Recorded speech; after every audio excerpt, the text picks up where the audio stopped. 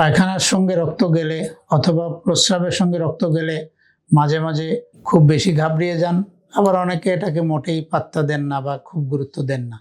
দুটোই কিন্তু ডেঞ্জারাস। আসলে সত্যিকার অর্থে শরীরের যে কোনো জায়গায় যে কোনোভাবে যখনই রক্ত দেখা যাবে, রক্তপাত হবে, কফের সাথে হোক, নাক দিয়ে হোক, পায়খানা রাস্তায় হোক, প্রস্রাবের সাথে হোক, রক্ত যাওয়াটা কিন্তু খুব ভালো লক্ষণ নাও হতে পারে। সাধারণত ইনফেকশন হলে সেখানে রক্ত যায়, সাধারণত সেখানে কোনো ঘা হলে রক্ত যায়, কিন্তু এটার লক্ষণ অনেক খারাপ জিনিস যেমন ক্যান্সার, এটাও হতে পারে।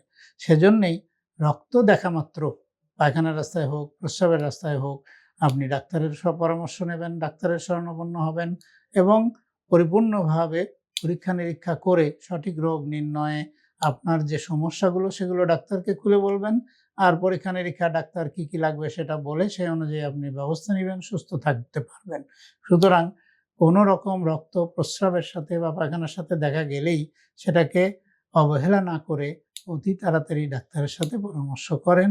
ডাক্তার আপনাকে সঠিক পরামর্শ দিবে। ভালো থাকুন, সুস্থ থাকুন।